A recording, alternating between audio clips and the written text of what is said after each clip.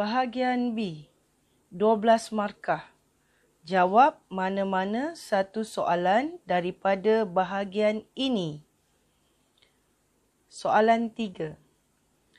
Rajah 3.1 menunjukkan seorang lelaki sedang menebang pokok menggunakan sebilah kapak. Rajah 3.1.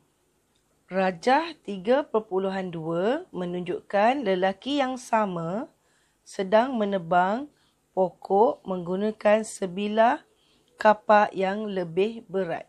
Di sini ada perbezaan perkataan berat. Abaikan cikgu punya stand ni. Cikgu nak tunjukkan gambar rajah ini. Pada gambar rajah ini, lelaki yang sama. Tetapi kalau kita tengok di sini dan di sini ada perbezaan. Di sini pada lukisan nampak tetakannya ke dalam. Jadi di sini menunjukkan tekanan. Jadi kita dapat satu pemboleh ubah tekanan. Pemboleh ubah yang kedua yang kita cari adalah ni, kataan ni berat. Berat ini menunjukkan daya. Jadi pemboleh ubah yang kita cari di sini adalah satu, daya, yang kedua, tekanan. Berdasarkan maklumat dan pemerhatian, nyatakan satu inference yang sesuai, nyatakan satu hipotesis yang sesuai. Jadi macam mana kita nak jawab dua perkara ni? Daripada maklumat soalan tadi, kita tahu ada dua pemboleh ubah, daya dan tekanan. Jadi yang mana kita nak kontrol? Nak jadikan dia sebagai manipulasi dan bergerak balas. Yang manipulasi bermaksud yang boleh kita kontrol. Di sini yang boleh kita kontrol adalah daya. Kenapa daya? Sebab daya ini kita boleh kontrol daripada jisim. Jadi dia adalah pemboleh ubah manipulasi. Untuk tekanan akan jadi pemboleh ubah yang bergerak balas. Jadi macam mana kita nak tulis ayat inference? Ayat inference. Ayat inference kita akan tulis sebagai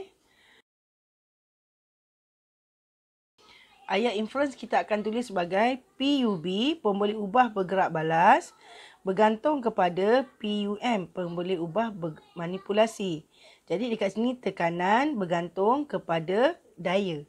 Untuk ayat hipotesis, kita akan guna perkataan bertambah atau meningkat. Jadi kita boleh tulis PUM meningkat, PUB meningkat. Daya meningkat, tekanan meningkat. Begini caranya. Jadi kamu akan tulis jawapan kamu begini. Tekanan bergantung kepada daya. Guna perkataan bergantung. Jadi betul. Ini dapat markah yang pertama. Jadi yang ni untuk hipotesis. Jangan lupa tulis nombor soalan A, B. Yang B adalah untuk hipotesis. Daya meningkat, tekanan meningkat. Jadi kalau betul, dapat markah yang kedua.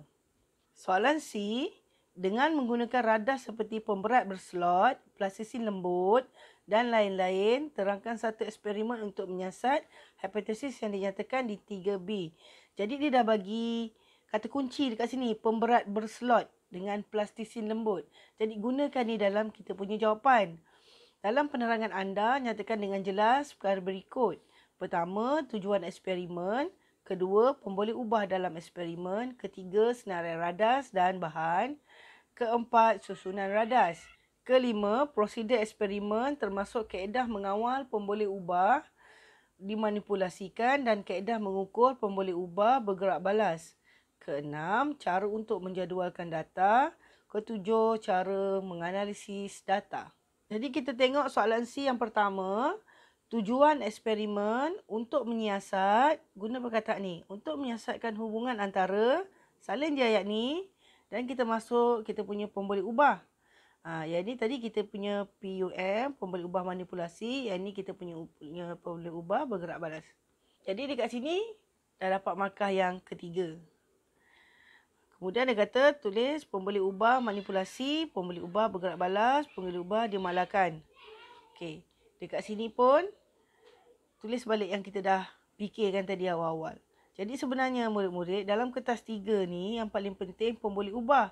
Seandainya kamu dapat pun boleh ubah, markah yang kamu akan dapat confirm boleh dapat 5 markah pertama. Iaitu, tengok ya. Seandainya pun boleh ubahnya betul. Ni pun boleh ubah manipulasi kamu. PUM, daya. Yang ni pun boleh ubah bergerak balas kamu. PUB.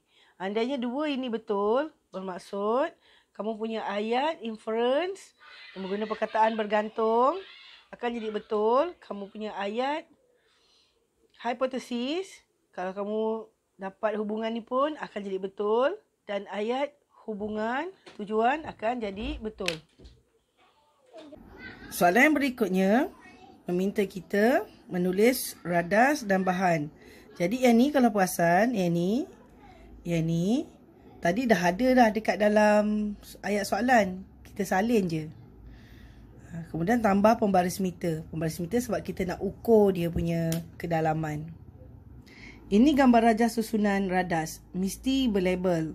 Mesti tunjukkan kat mana plastisisin, kat mana pemberat berslot dan ketinggian kita nak jatuhkan ni. Jadi macam mana kita nak reka dia punya kaedah, kita tengok selepas ni. Prosedur eksperimen. Pertama, letak jisim dia. Jisim yang pertama, 50 gram. Pemberat berslot dijatuhkan secara menegak. Ni kaedah ni, dijatuhkan secara menegak. Ini menunjukkan cara atau kaedah macam mana kita nak buat. Ke atas plastisisin pada ketinggian. Okey. Jadi ayat ni betul. Kalau tak tulis H, macam mana? Tak bolehlah nak kata agak-agak. Dan nama eksperimen. Semuanya boleh diukur. Jadi ni markah ni betul. Dapat 1 markah kat sini. Kedalaman lekukan X yang berbeza diukur. Tulis perkataan diukur. Bermaksud kita nak ukur. Kalau tak tulis pembaris, tak apa. Tak apa. Janji tulis kena ukur. Ukur apa? Kedalaman lekukan. Sebenarnya ayat ni tak semestinya begini. Ikut caranya. Maksudnya bila pemeriksa tu baca, dia boleh faham apa yang kamu suruh. Jadi kamu dapatlah markah dia. Ni markah yang kedua. Kemudian langkah diulang menggunakan jisim pemberat berslot. Paling kurang dekat di sini nilainya kena ada 4. Tapi kat sini cikgu bagi 5. 1, 2, 3, 4, 5. Boleh. Lebih boleh. Paling sikit 4. Ni markah yang ketiga. So dekat prosedur ada 3 markah. Pertama, markah pertama nak tunjuk macam mana kita kira kita punya pemboleh ubah manipulasi. Kemudian pemboleh ubah bergerak balas. Kemudian pengulangan ni lah. Jadi soalan yang berikutnya, soalan yang ke-6 minta menjadualkan data. Buat jadual macam ni je. Yang ni kosong. Sebab eksperimen ni belum buat lagi kan. Kita belum rancang. Kosong. Pastikan dekat sini. Dekat sini paling kurang kita kena ada 5 nilai. 5 nilai. 50, 100, 150, 200, 250. Kalau tak nak tulis 300 ni pun tak apa. Kalau tulis terlebih pun tak apa. Tak jadi masalah. Dan pastikan ada unit. Unit ni mesti ada. Dan perkara apa? Ni kedalaman lekukan. Yang ni jisim. Jadi unit kena ada. Dan baru dapat lagi 1 markah. Okey, yang terakhir adalah menganalisis data. Menganalisis data, kita tulis yang kita kira tadi kat sini. Yang ni kita punya PUM, yang ni kita punya PUB dan unit yang sepadan. Macam tu. Jadi kat sini kita tak pakai, walaupun kita kira daya, tapi sebenarnya kita tengok lekukan. Kita gantikan dengan lekukan dia tu, mewakili. Jadi kalau tak ada unit, salah. Kalau terbalik paksi, salah. Okey, itu saja anak-anak. 12 markah dalam kertas 3 soalan. Nombor 3. Nanti kita sambung lagi pada yang akan datang untuk soalan nombor 4. Semoga bermanfaat. Semoga membantu. Okey, itu saja untuk kali ini. Ma'assalamah. Wa'alaikum. Assalamualaikum.